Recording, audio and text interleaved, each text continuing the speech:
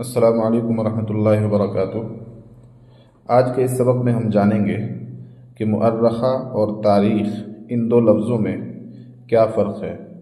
مؤرخہ اور بتاریخ یہ دونوں الفاظ عام طور پر اشتہارات میں، اعلانات میں لکھے جاتے ہیں۔ یوٹیوب کی بعض ویڈیوز میں دیکھنے کو ملا کہ کچھ لوگوں نے اس تعلق سے غلط فہمیاں پھیلا رکھی ہیں یا غلط جانکاری دے رکھی ہے۔ سوال یہ ہے کہ کیا مؤرخہ ماضی کا صیغہ ہے؟ کیا مؤرخہ کا استعمال ماضی کے جملوں کے لیے ہوتا ہے اور بتاریخ مستقبل کے لیے استعمال کیا جاتا ہے؟ یہ سوال ہے۔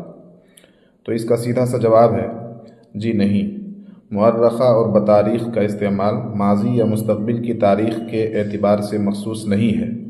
دونوں ہی الفاظ کو ماضی، حال یا مستقبل کی کسی بھی تاریخ کے بیان کے لیے استعمال کیا جا سکتا ہے۔ اب دونوں کا فرق سمجھیے۔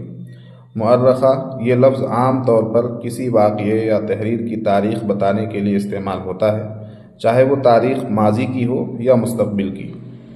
مثال دیکھ لیجئے۔ مؤرخہ 15 اگست 2023 کو یہ فیصلہ لیا گیا تھا، ماضی کا جملہ ہو گیا۔ دوسری مثال، مؤرخہ 25 دسمبر 2024 کو میٹنگ ہوگی یا میٹنگ ہونی طے پائی ہے، یہ مستقبل کا جملہ ہو گیا۔ دونوں مثالوں میں مؤرخہ کا استعمال کیا گیا ہے جو کہ درست ہے۔ بتاریخ، اسی طرح بتاریخ بھی کسی مخصوص تاریخ کے ذکر کے لیے استعمال ہوتا ہے اور اس میں بھی کوئی قید نہیں کہ وہ تاریخ ماضی کی ہو یا مستقبل کی۔ مثال، بتاریخ 12 مارچ 2023 ادبی تقریب ہوئی، یہ ماضی کا جملہ ہے۔ دوسری مثال، بتاریخ 10 جنوری 2025 سالانہ امتحان ہوگا، مستقبل کا جملہ ہے۔ دونوں الفاظ کو ماضی یا مستقبل کی تاریخ بتانے کے لیے استعمال کیا جا سکتا ہے اور یہ فرق نہیں کیا جائے گا کہ واقعہ کب پیش آیا یا آئے گا۔ ان کا استعمال محض تاریخ کے بیان کے لیے ہوتا ہے، بغیر کسی ماضی یا مستقبل کی قید کے۔ مؤرخہ عربی زبان کا لفظ ہے اور یہ تاریخ سے مشتق ہے۔ یہ ماضی کے صیغے سے نہیں ہے، بلکہ یہ ایک اسم مفعول ہے جو کہ عربی میں ارخا کے مادے سے، باب تفعیل سے نکلا ہے۔